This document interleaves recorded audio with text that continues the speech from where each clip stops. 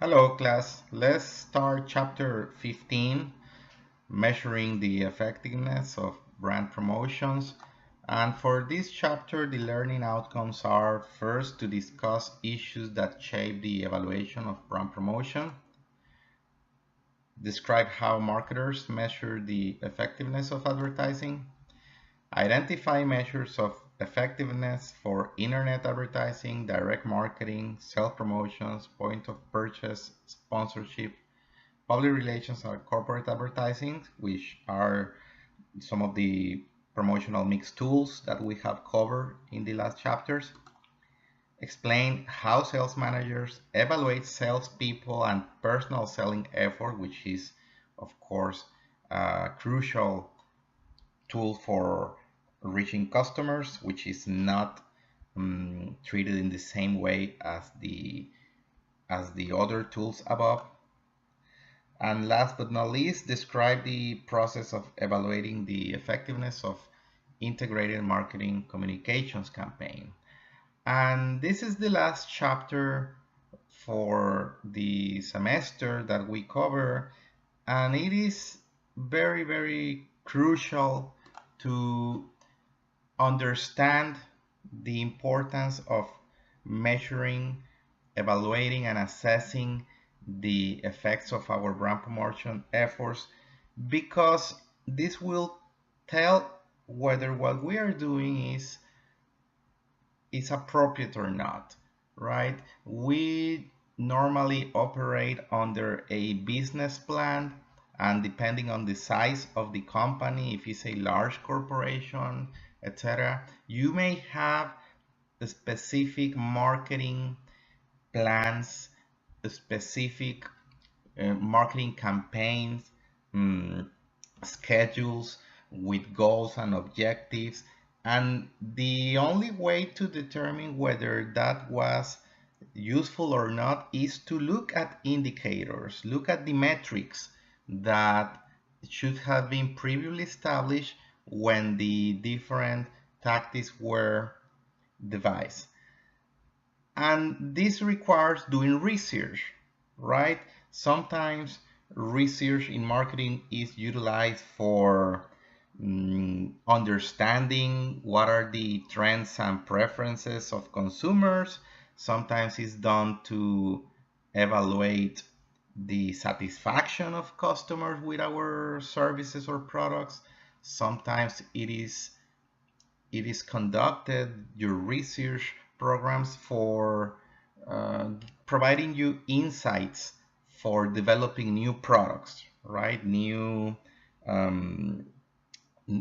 products, or what type of marketing campaigns can be launched.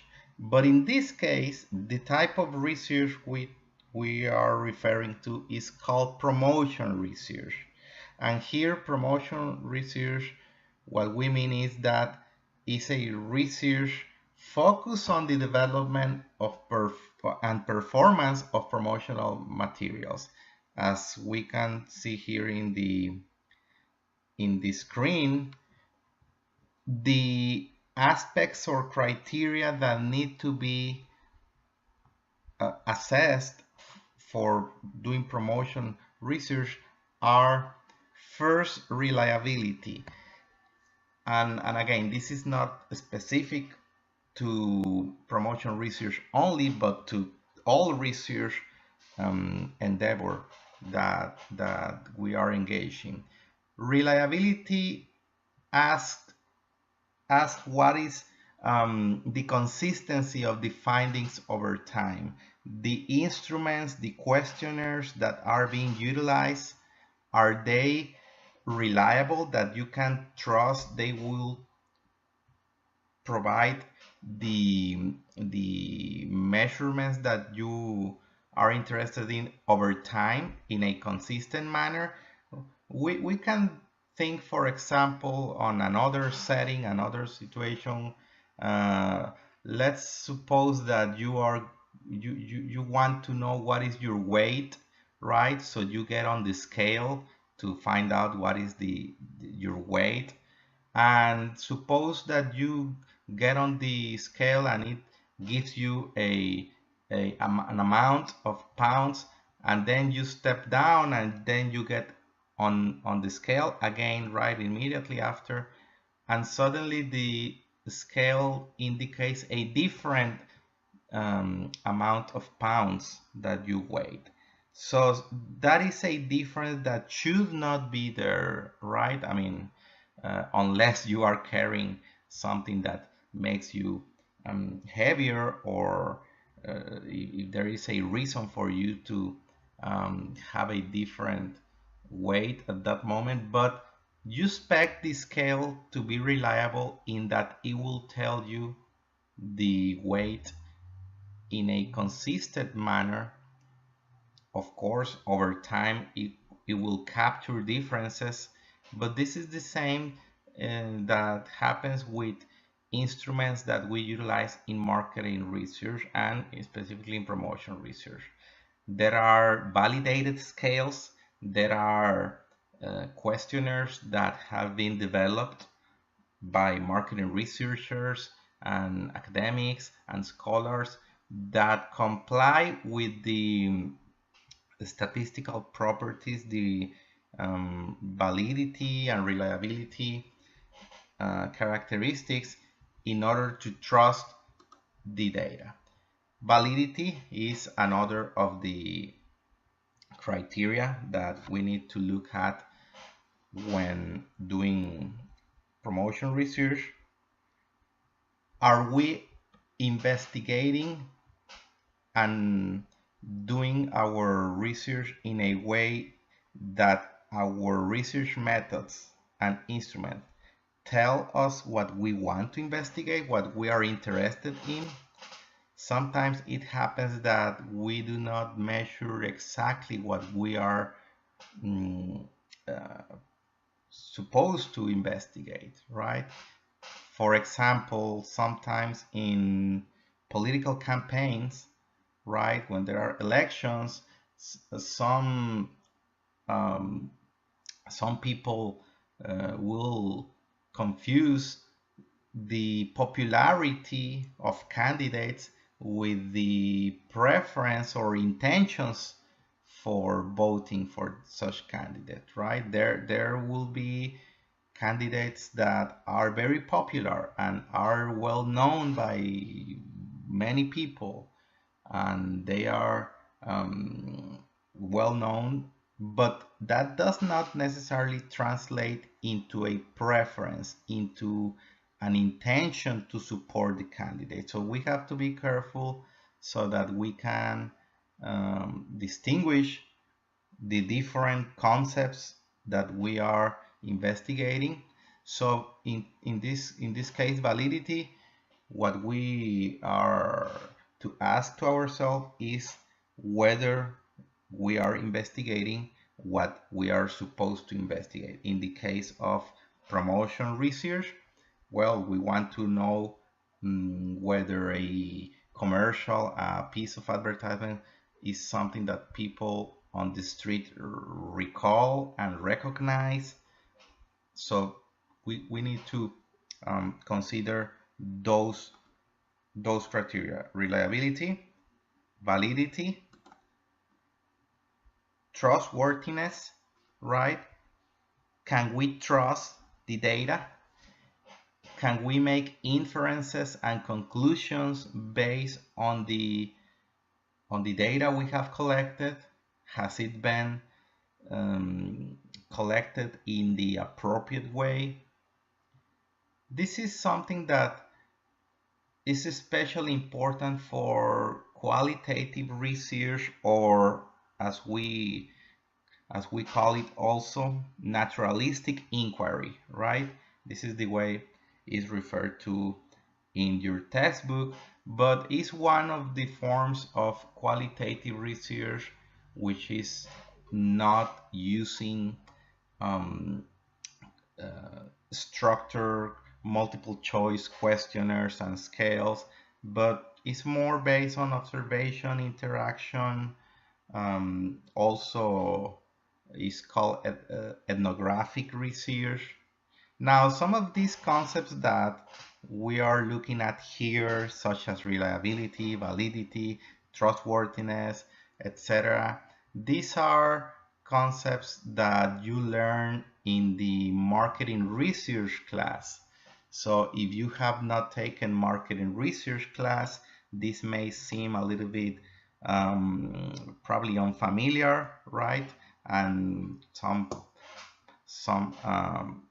perspectives probably do not understand completely, but for that purpose you have a whole semester course which is marketing research, and that is where you will look into more detail and depth all of these concepts. So don't worry too much if there are some things that are not uh, so clear as you wish. Anyway, of course, take a look to the textbook, read this chapter um, slowly, because these are things necessary for you to know as a marketer. Another criteria is that of meaningfulness, right? You want to engage in a research exercise or activity that really tells you something that is useful, right?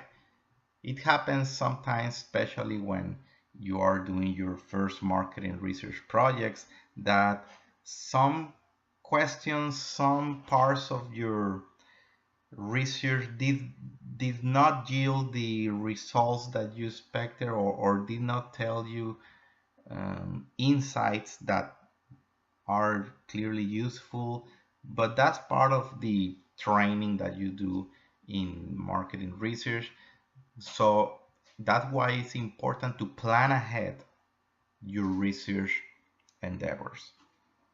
Here, this link that I am including is a link for a nationwide commercial that was broadcasted, I believe, in 2016 in the Super Bowl a couple of years ago, and it was a research, sorry, it was a commercial that people didn't like because it deals with the story of a child that dies in an accident.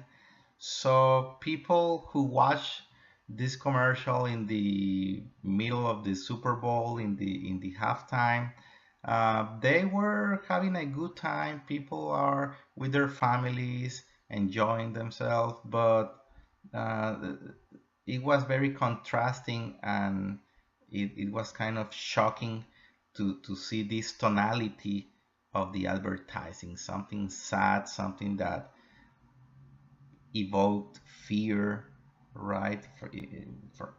In this case, the death of a family member. So when you have opportunity, take a look to this commercial. When this link, you will be able to see it in the slides that I upload to Blackboard. And what does this have to do with this? Well, apparently the creators of the commercial did not estimate or did not forecast the negative reaction from the public. It was clearly a backslash from viewers, and perhaps it could have been prevented if promotion research had been conducted before airing this, before having this commercial in the air in that Super Bowl. What happened is that the year after, Nationwide decided not to do advertising in the Super Bowl prime time. One way of the usual methods for evaluating messages is through normative test scores. Normative test scores is basically running advertisement with with some purpose in mind and measuring or testing what are the evaluations from the public in terms of different dimensions, in terms of different goals. Again, this depends based on what you want to achieve through the advertisement.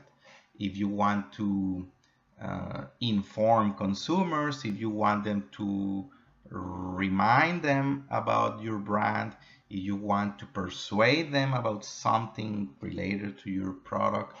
So you have to ask them, to ask consumers whether they remember the brand, whether that is something that has provided information that you wish to provide, whether their opinions, their beliefs, their attitudes are modified after looking to your commercials. And once again, you rely on a number of tools that are proven, that have been used in the industry. These are simple questions, right? Just like what we see here on this slide. For example, if you are to evaluate the level of awareness, right? So you have a series of questions that are employed, right? As we see here in this example. Have you heard of brand whatever? What brand comes to your mind when you think of luxury cars in this example? This, by the way, is coming from the book Marketing Metrics by Bendel and colleagues, 2016. And this is a almost 500 pages book that has different metrics for different purposes in marketing. So there is a lot of research that has been done about this in the last decade. So this is not something that you have to discover and develop on your own from scratch. Of course, you can always innovate and improve things, but what I mean is that there is a body of literature and expertise and good practices that are established in this field, in marketing as a discipline. So in order to achieve and comply with this criteria for sound research, then you have to try to use those methods that have been tested and have been validated over time, right? So here you have other measures, other type of questions that you would use, for example, in surveys to measure attitudes, to measure the usage of products. So these are comparisons that then you make in order to conduct these test scores, right? So you compare the responses, the evaluations, the accomplishment of your goals from 4 different advertisings, right?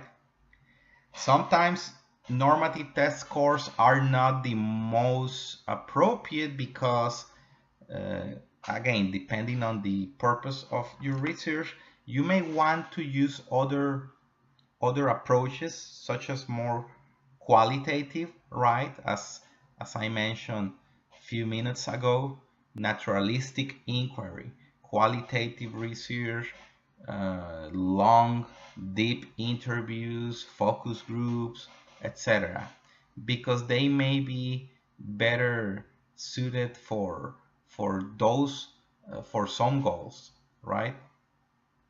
But again, it all depends on what you want to achieve through your ad. One of the most common purposes right, that you want to evaluate purposes of your ad is whether the advertisement imparts knowledge. Do you engage in a communication effort with your consumers because you want to impart knowledge about your brand, about features of your product, etc., about benefits that you are offering, and you want them to know? Well, you have tests of recall, recognition, like we saw in the previous slide. Sometimes your purpose is to shape attitudes, right? To modify, improve attitudes, beliefs, opinions. Well, then what you want to concentrate on is on determining whether the customer's preference towards your product increase or not. Whether after presenting the promotional efforts, the ads, the email, direct marketing, whatever public relations or other tool of the promotional mix you use, whether it's being effective in changing and improving preference towards a product, the attitudes, what you think about, what you like or you don't like about it.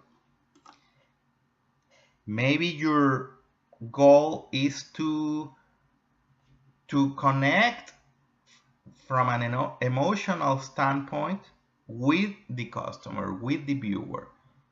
You probably don't want to tell or inform something, but you want to make a connection, an emotional connection, so that consumers associate the brand, the product, the service with some feelings, usually positive feelings, right? With love, with joy, with excitement, with anticipation, etc. So this again, these are types or criteria to evaluate in terms of whether your advertising efforts are effective or not. And we see this all the time. Just think, for example, of marketing campaigns, promotional campaigns like Extra, which you see here on the right hand side of the screen. Extra chewing gum, if you recall, they have this campaign, and I'm opening now this page with an article published in Billboard. And when you have a chance, just go on Blackboard and click on the link provided in the class slides that I'm showing now to read about how the agency that created these commercials, this is called the Sara and Juan campaign. It has been a very successful campaign, and this note tells about how the advertising agency came up with the idea and what they were trying to accomplish through this campaign, and they really focus on emotions. That's what they try to convey, as we see in some parts of this text, right? So it was for, they say, it was perfect for conveying the emotions. They are talking about the singer that they used the song for this campaign, right?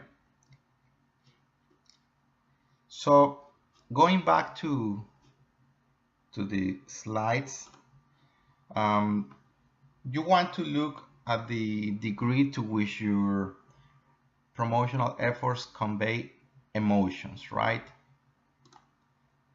How much also the commercial contributes to legitimizing the brand. This is called resonance testing. to what extent the message, the emotions, the information, or the attitudes that you want to work on in consumers' mind, to what extent they resonate in consumers and they can recall, and it's a message that it has a connection with the customer's experience, their own life. Because when you have a message that is associated, connected to your own personal experience, to your life, to your family, to your work, your significant others, that's when the commercial rings a bell and actually sticks to your to your memory, to you, it stays with you. And that's of course what most advertisers would like to achieve. Many times what it happens is that you see a bunch of commercials, a bunch of advertisements, and you simply don't recall them, right? And you can think about that right now. What are the advertisements that you recall? Well, you recall them because of something meaningful to you, or maybe the jingle, the music, the humor they use, but it was something that resonated with you. Most of the ads, you simply forget them. Now, in terms of assessing the effectiveness of advertisements, we should look at two periods, which is something more helpful in trying to analyze the effectiveness of ad. These two periods are the pre-test and the post-test. What we mean by the pre-test, as the name says, these are all the evaluations that are conducted before the advertisements are placed in the air. As I mentioned with the nationwide commercial earlier in this chapter, they've probably failed to do the appropriate pre-test evaluations, right?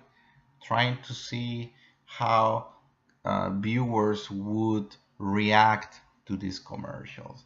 But this can be done not only with audiovisual pieces, but this can be done also with print material, right? Many of the high-end luxury upscale products, they do not advertise through television or through radio, but they use more printed material, magazine, newspaper. Why? Because their demographic profile of their consumers is maybe that type of consumer who spends more time reading than watching TV shows, right? So they advertise almost exclusively on printed media.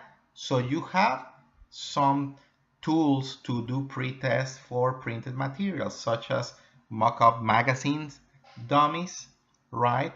And these are dummies of magazines that you show to a group of readers, consumers, and you measure their evaluation, their reaction, right? Just as they would do with a real magazine. Sometimes you do theater tests, right? Trying to simulate a more realistic setting, right? So thought listening. What is thought listening? Listing, sorry, thought listing.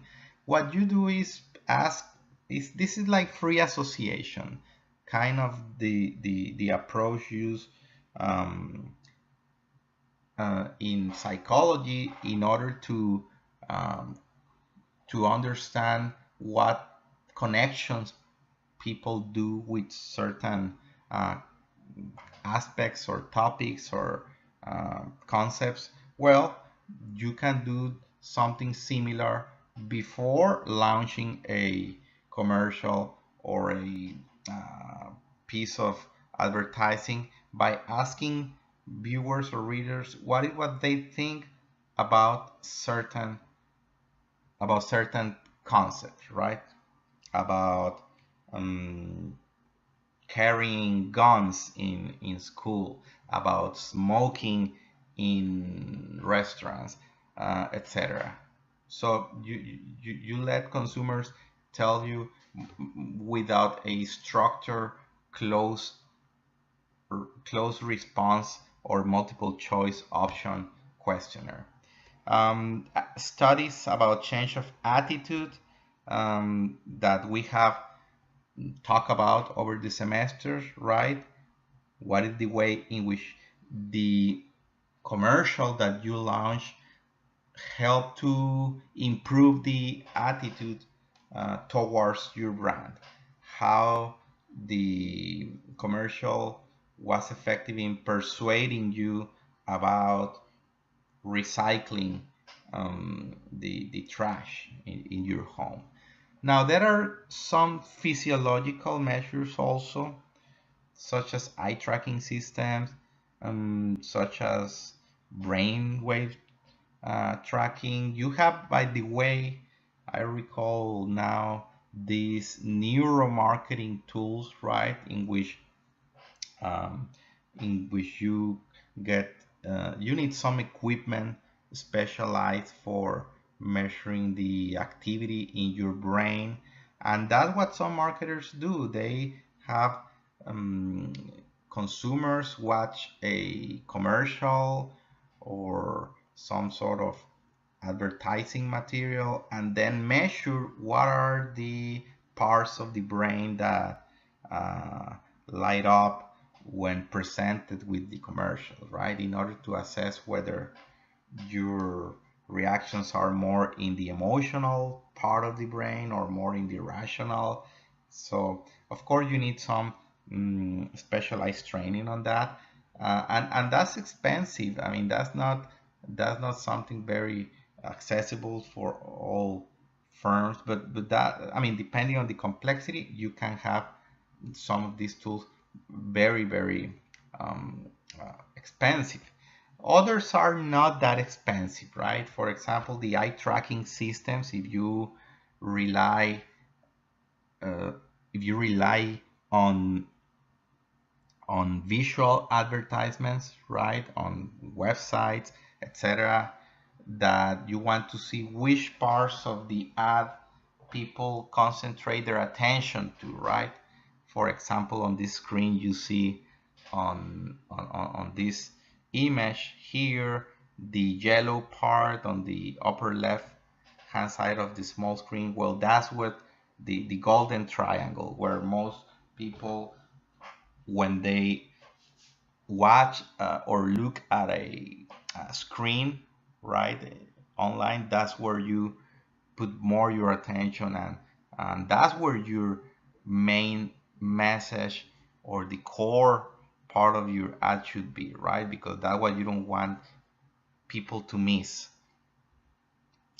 And what we need to pay attention also to is that the pilot testing, which is taking place in a more natural environment, that's what you preferably want to do, right? The type of pretest in which you have a more realistic setting, not just in a lab or in a classroom or in an office, but try to evaluate the effectiveness of your commercials, of your advertisement in a situation that is as close as possible to the actual setting where the promotional effort will be taking place, in order, one more time, to prevent backlash like the one that happened with Nationwide, as we saw earlier. I'm sorry.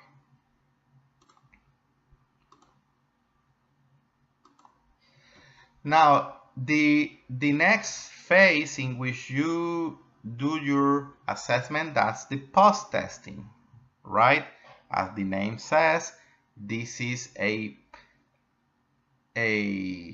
type of evaluation of the performance during or after the launch of the advertising campaign. So once that your ad is there printed in the magazines, in the newspaper, or once that the campaign started to run in television or in social media, then you want to measure things such as the recall level of the commercial. To what extent customers, viewers, your audience is recalling the ad, if they have seen it, right? Whether they recognize the brand, because maybe a viewer recalls the advertisement in terms of what happened in the ad, the couple or the children or the celebrity that appeared in the ad.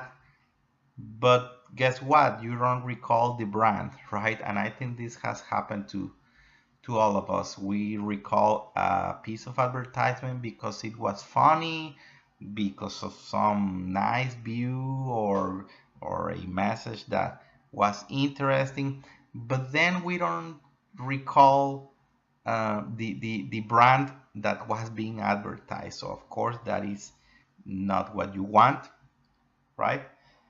Other areas for researching in post-testing is the change of attitudes, as we have talked about already, and behavioral based measures, right? Not just what people think about your brand, not just what attitudes are being changed or not, but you also want to get a glimpse of whether people are actually going to behave or do differently, whether people really have the intention to try your product, or whether they really are willing to take advantage of your sales promotion, right? So you want to measure both attitudes, beliefs, opinions, but also intentions and willingness to buy, for example, willingness to pay higher price, because what you are offering, you are stressing a higher quality, a premium product. So are people willing to pay more, right? Are they willing and likely to do that? So you want to measure those things as well.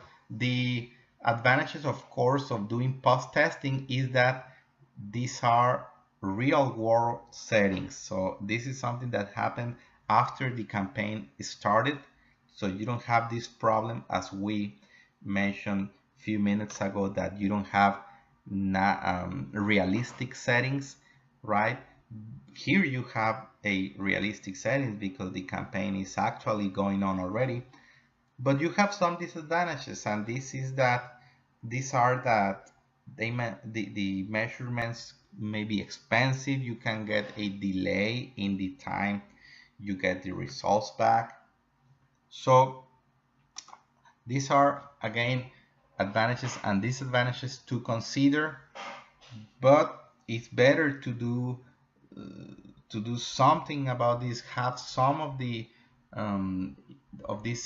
assessment information. Is better than not having it. Yeah, it's probably something that will not be immediate, and it's gonna take time, and it may be expensive, but the benefits of this are more than the disadvantages.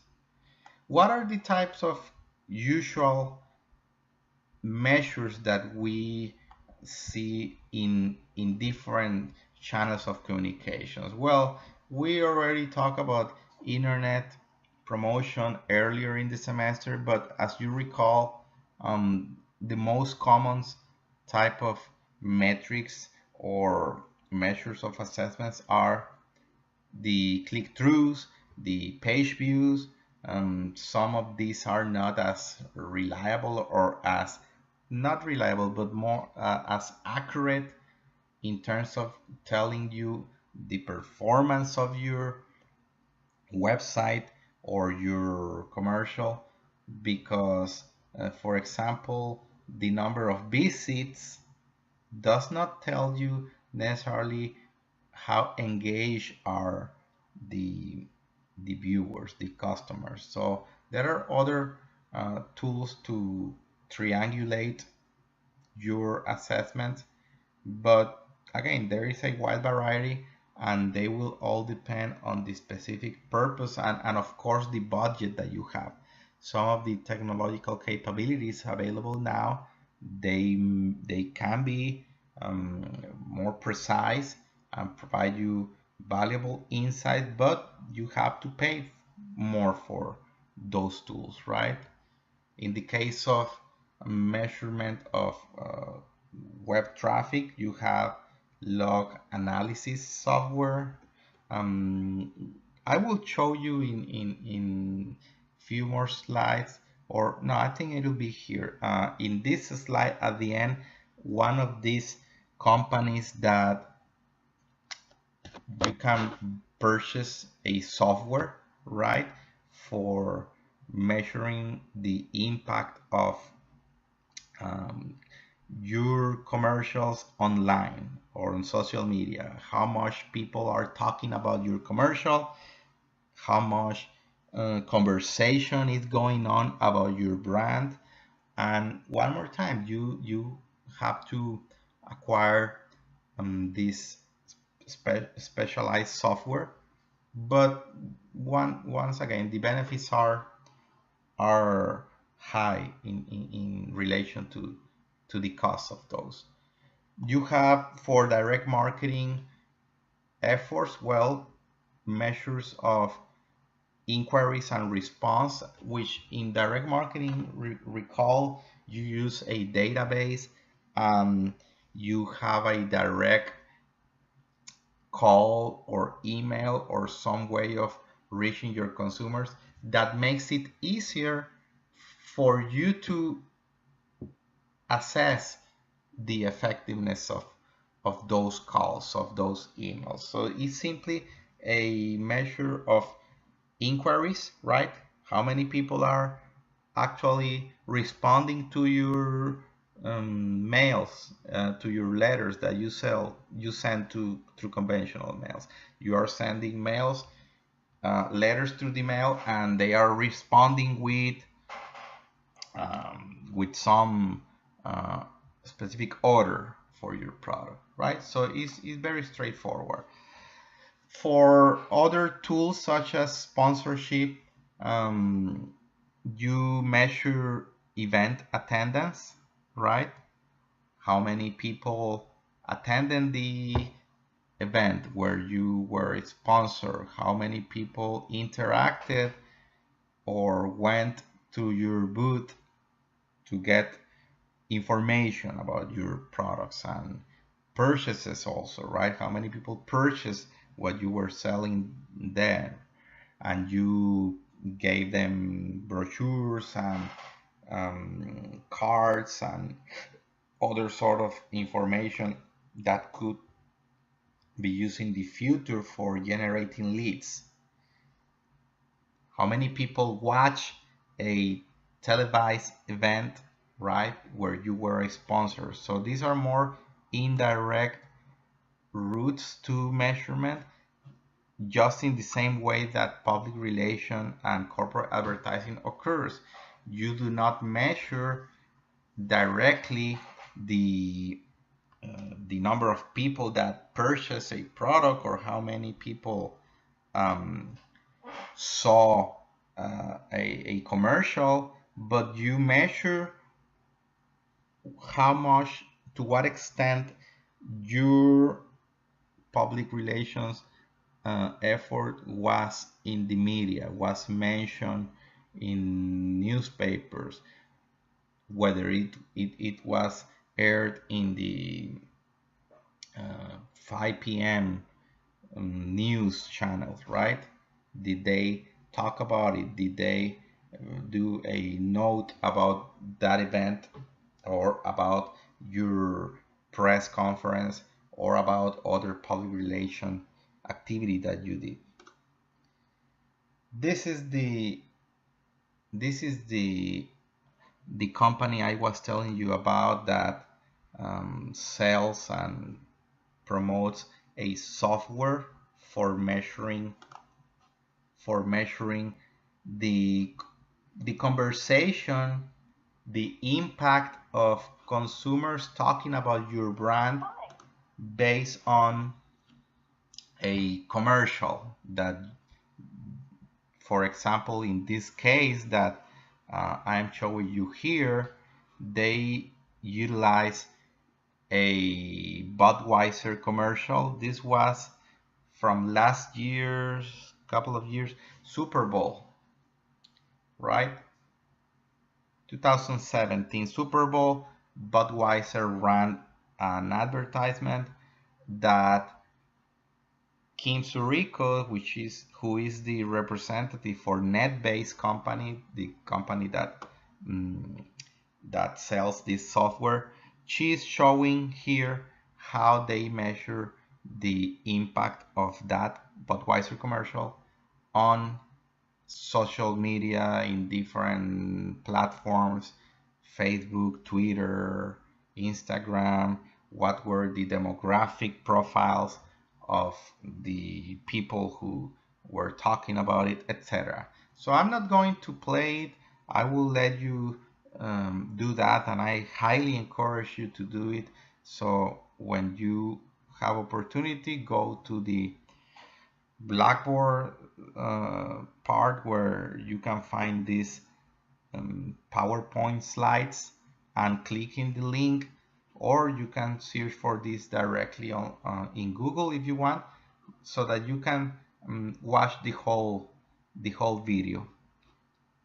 And again, look at some tools that are there now to measure the effectiveness or campaigns. Another communication or promotional tool that we have talked about is sales promotions, right? And for sales promotions, you have pre-test and post-test tools. So pre-test tools that is very common is ballot method. The ballot method, basically what you do is that you have, for example, a number of coupons or some other self-promotion activity, and you show the consumer before deciding which coupon you will launch and offer to customers. You do a pre-test by showing a group of customers which of the different discounts or price off benefits, which of those they will feel more attracted to, which of those they prefer, right? So you basically tell them, do you prefer this 2-for-1 offer, or this other coupon which gives you a discount, or do you prefer this other coupon which gives you some freebie, some free something, right? So you basically ask them before deciding what will be the promotional method you use.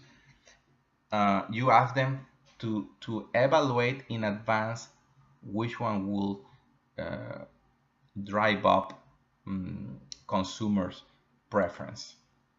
Now, after the coupons or whatever sales promotion effort you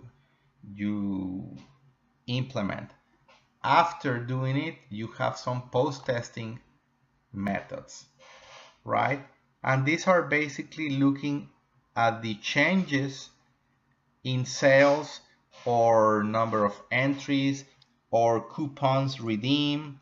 So you basically measure whether there is an increase, a change in terms of more coupons being redeemed, more sales in that particular item or product that for which you are issuing the coupons or the rebate forms or whatever specific item you are dealing with.